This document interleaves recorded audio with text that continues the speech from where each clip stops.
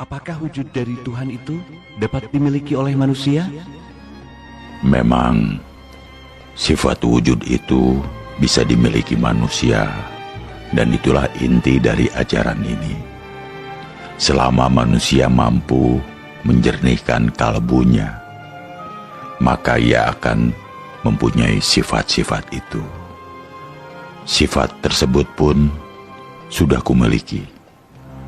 Kalian bisa melakukannya dengan mengamalkan apa yang hendak kuajarkan. Allah adalah satu-satunya yang wajib disembah. Dia tidak nampak dan tidak berbentuk, tidak terlihat oleh mata, sedangkan alam dan segala isinya merupakan cerminan dari wujud Allah yang nampak. Seseorang bisa meyakini adanya Allah karena ia melihat pancaran wujudnya melalui jagat raya ini. Allah tidak berawal dan tidak berakhir, memiliki sifat langgeng, tidak mengalami perubahan sedikit pun. Allah berada di mana-mana, bukan ini dan bukan itu. Dia berbeda dengan segala wujud barang baru yang ada di dunia ini. Wahai Kanjeng Syekh, jelaskan kepada kami tentang hakikat kodrat. Kodrat adalah kekuasaan pribadi Tuhan. Tidak ada yang menyamainya. Kekuatannya tanpa sarana. Kehadirannya berasal dari ketiadaan, luar dan dalam, tiada berbeda. Tidak dapat ditafsirkan. Jika engkau menghendaki sesuatu, maka pasti kalian rencanakan matang-matang dan pasti pikirkan berulang-ulang. Itu pun masih sering meleset. Namun Allah tidak demikian. Bila menghendaki sesuatu, tidak perlu dipersoalkan terlebih dahulu. Kalau begitu, Allah tidak memerlukan sesuatu. Benar, Allah tidak memerlukan sesuatu. Karena itu, jika kalian hidup tanpa memerlukan sesuatu, tanpa butuh harta benda, tanpa butuh jabatan, tanpa butuh pujian, maka kalian akan merasakan hidup yang sesungguhnya. Kalian akan memiliki sifat Allah tersebut. Kalau manusia menghindari sesuatu dan merasa tidak memerlukan apapun, apakah akhirnya dapat disamakan dengan Allah? Tidak. Walaupun manusia hidup tanpa bergantung sama sekali kepada duniawi, namun ia tetap berbeda dengan Allah. Tidak bisa disamakan dengan Tuhan. Allah adalah pencipta dan kalian adalah yang diciptakan. Allah berdiri sendiri, tanpa memerlukan bantuan. Hidupnya tanpa ruh, tidak merasa sakit dan kesedihan. Allah muncul sekehendaknya. Jika Allah berkehendak, maka apakah kehendak seseorang itu karena kemauan Allah? Untuk sampai pada jawaban itu, harus membedakan seseorang. Manusia itu dibedakan menjadi beberapa tingkatan. Ada yang awam, ada yang qawas. Orang awam hanya beribadah secara syariat, tanpa dapat memelihara kolbu. Maka ia masih jauh bisa berhubungan dengan Allah. Sedangkan orang-orang qawas, termasuk para nabi, rasul, dan wali Allah, mereka beribadah secara utuh. Bahkan sampai pula pada tingkatan hakikat.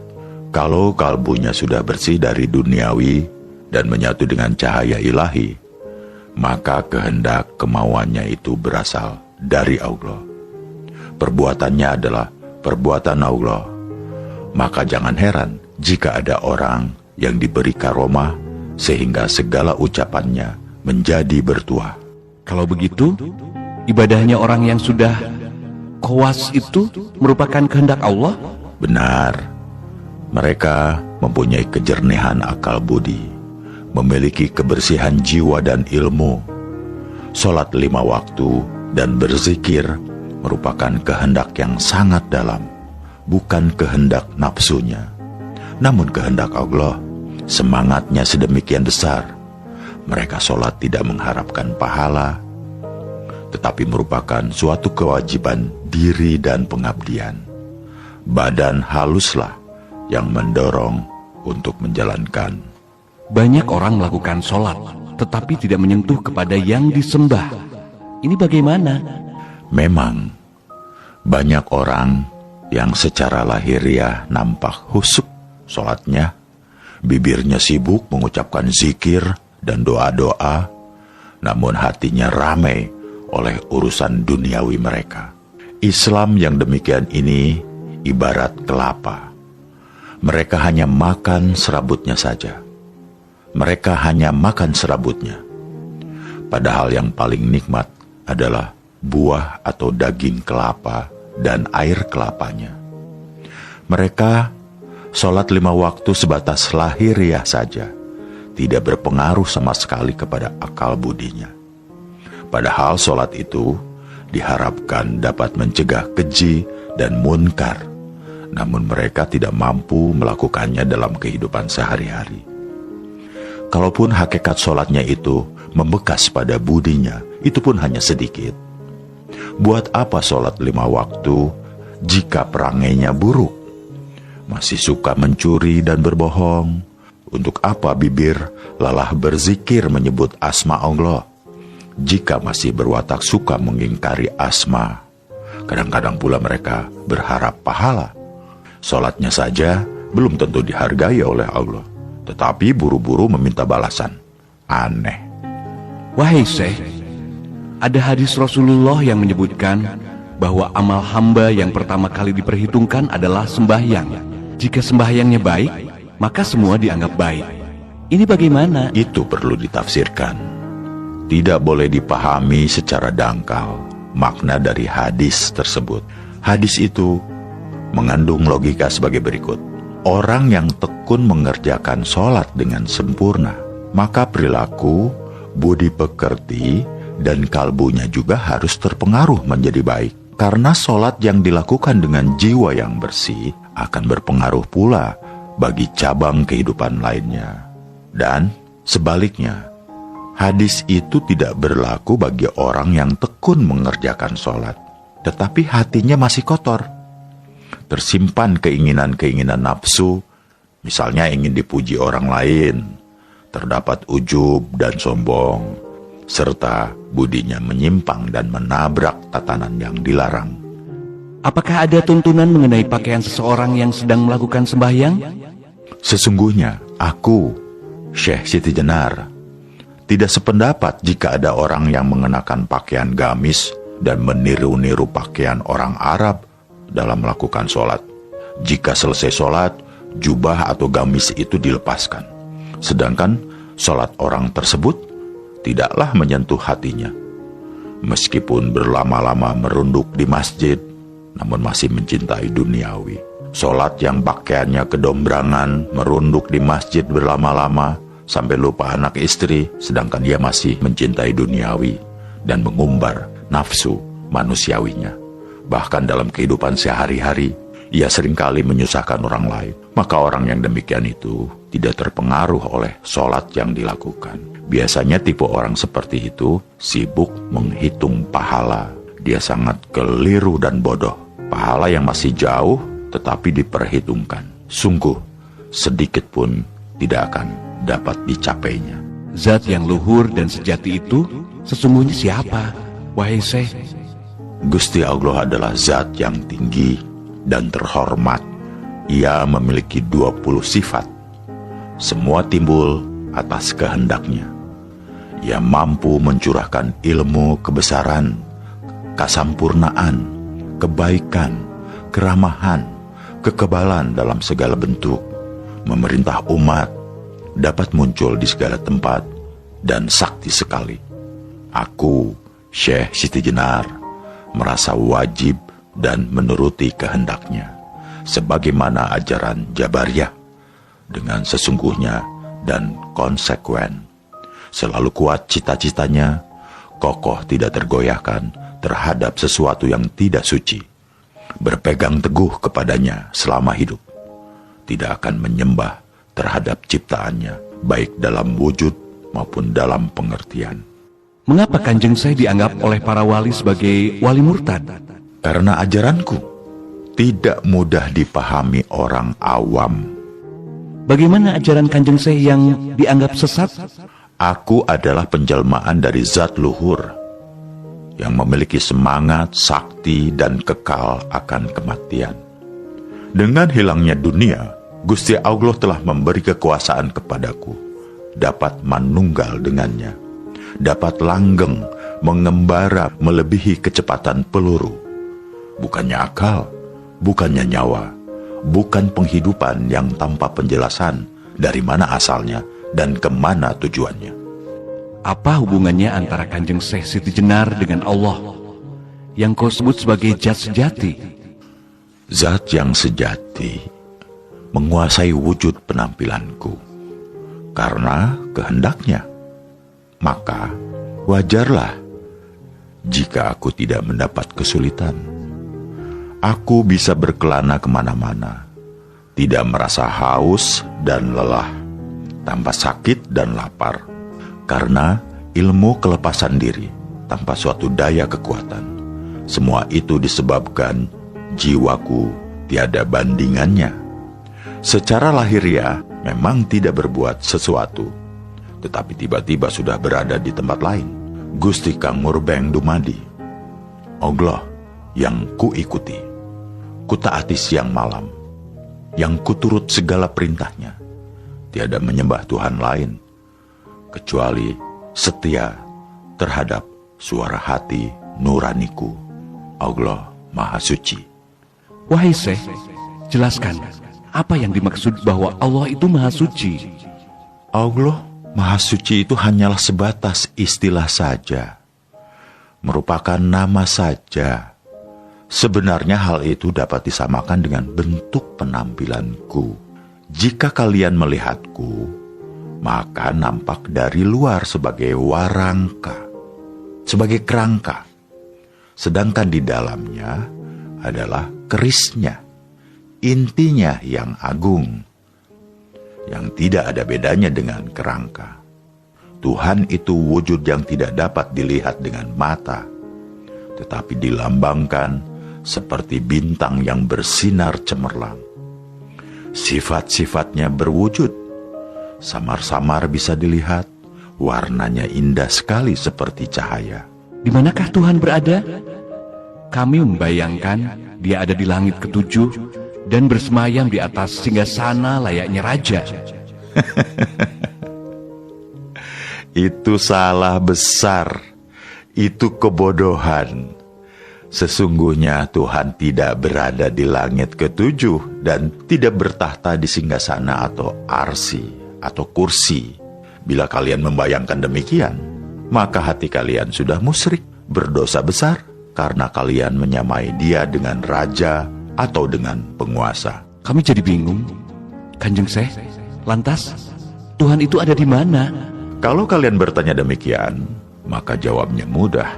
Gusti Allah itu tidak kemana-mana, tetapi ada di mana-mana.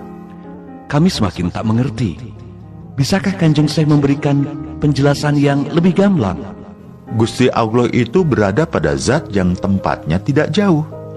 Dia bersemayam di dalam tubuh kita, tetapi hanya orang yang kowas, orang yang terpilih dapat melihat. Tentunya dengan mata batin, hanya mereka yang dapat merasakannya. Apakah Allah itu berupa roh atau sukma? Bukan roh dan bukan sukma.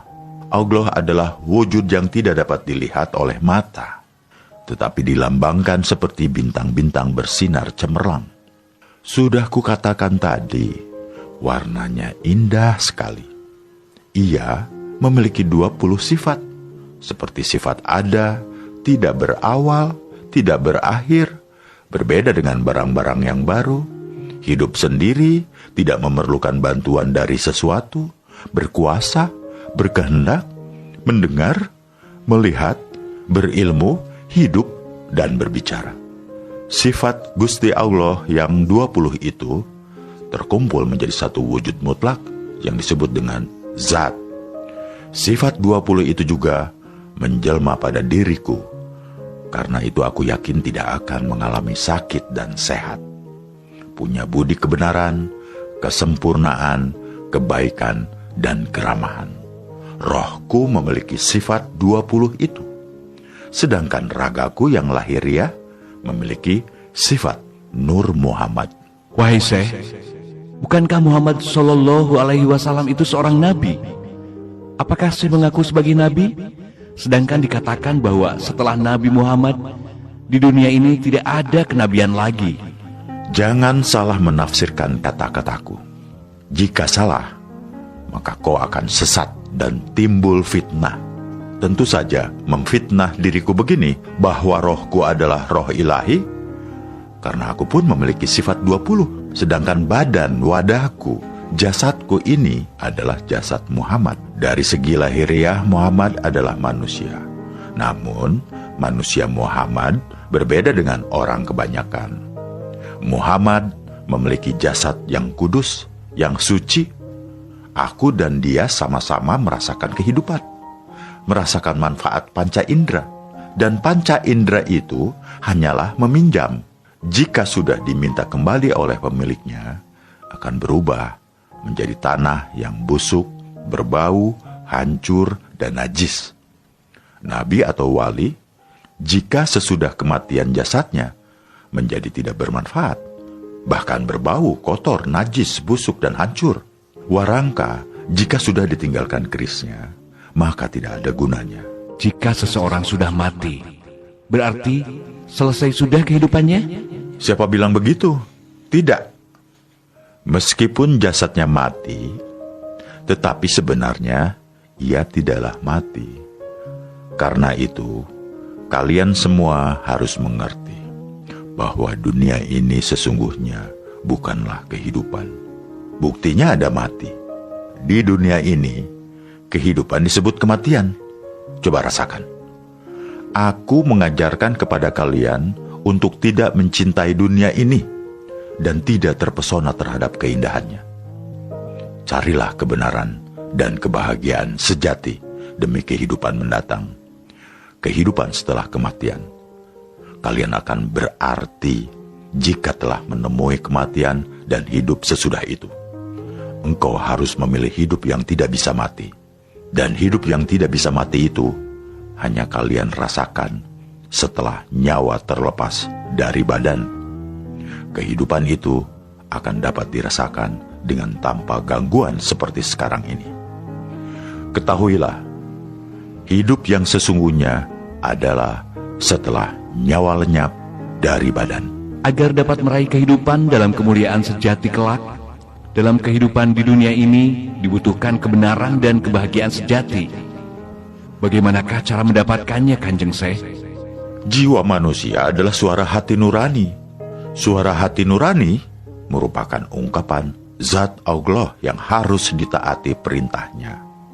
Maka ikutilah hati nuranimu. Bagaimana caranya meyakinkan bahwa suatu bisikan adalah suara hati nurani yang sesungguhnya? Kalian harus cermat. Karena hati nurani berbeda dengan akal budi. Jiwa itu milik Allah, sedangkan akal milik manusia. Akal bersifat manusiawi. Karena itu kadang-kadang akal tidak mampu menemukan keajaiban Allah. Kehendak, angan-angan, ingatan merupakan suatu akal yang tidak kebal atas kegilaan. Suatu ketika, akal bisa menjadi bingung sehingga membuat seseorang lupa diri.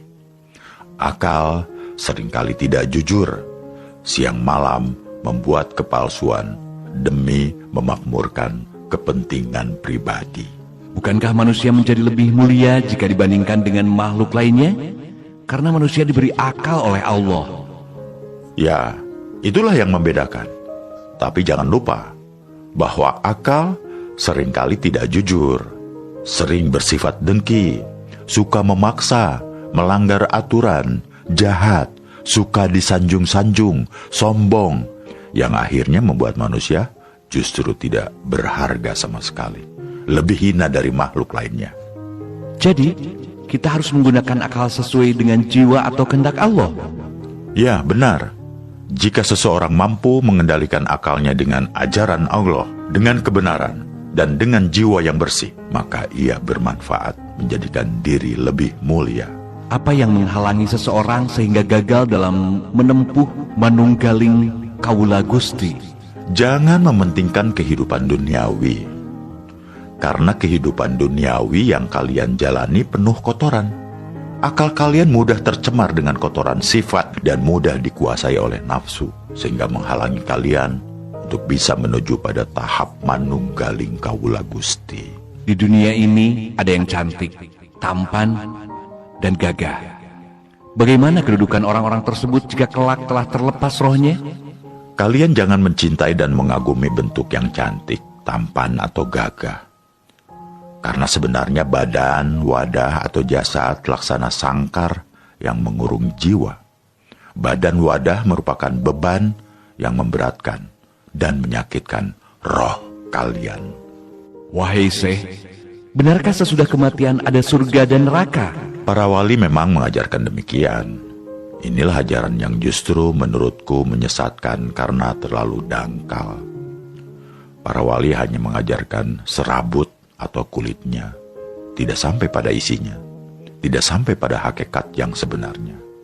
Para wali mengajarkan bahwa surga dan neraka hanya dijumpai kelak setelah kiamat, adanya di akhirat, dan orang-orang awam menelan mentah-mentah keterangan itu.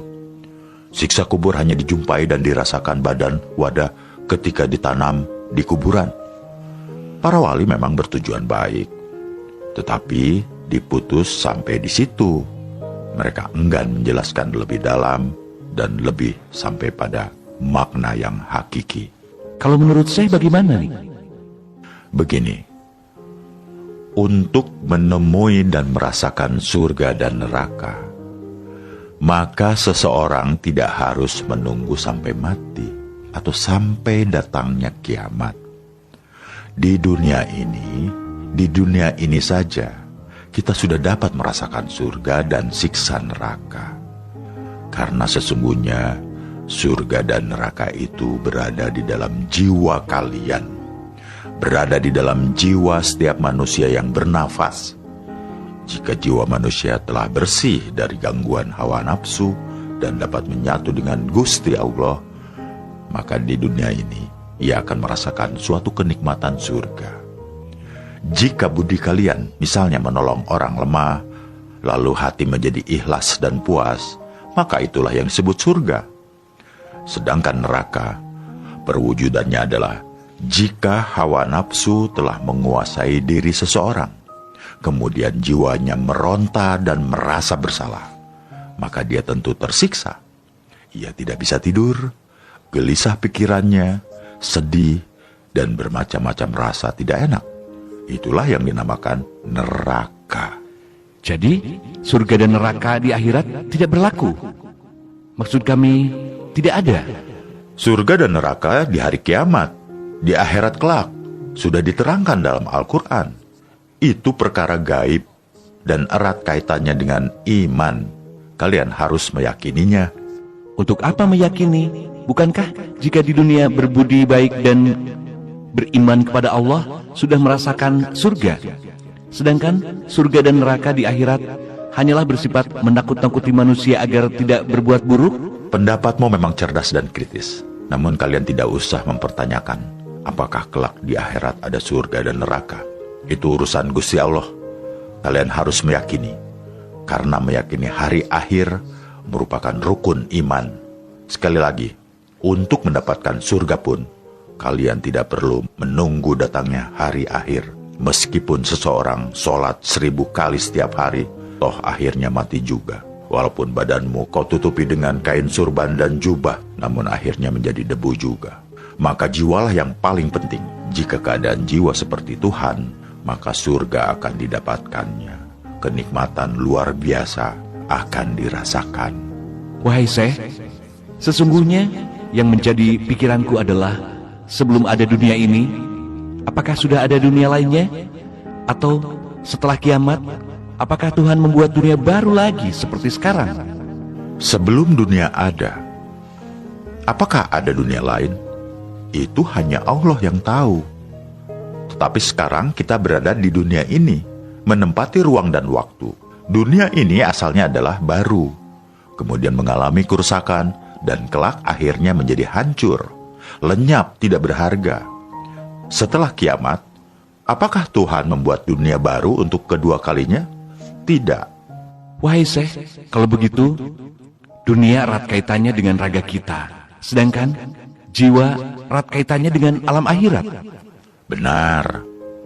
Dunia itu erat kaitannya dengan raga. Raga mempunyai sifat seperti alam semesta, yang semula baru kemudian rusak. Sedangkan jiwa tidak akan mengenal kerusakan, karena jiwa merupakan penjelmaan zat Allah. Ketahuilah bahwa raga adalah barang pinjaman yang suatu saat akan diminta oleh pemiliknya. Ketahuilah, wahai murid-muridku, raga ini sesungguhnya sangkar yang membelenggu dan menyulitkan jiwa. Agar jiwa menjadi bebas, maka suatu saat kelak kalian akan kuajari bagaimana cara melepas jiwa dari raga. Ilmu melepas jiwa artinya bahwa kematian adalah titik awal kehidupan yang sebenarnya. Jika seseorang raganya mati, maka jiwanya menjadi merdeka, bebas, dan tidak terkungkung lagi, karena raga berhubungan erat dengan alam semesta. Sedangkan jiwa berhubungan erat dengan zat Tuhan. Selamanya jiwa tidak akan bisa mati atau rusak. Apakah yang dimaksud jalan kehidupan, wahai Syekh?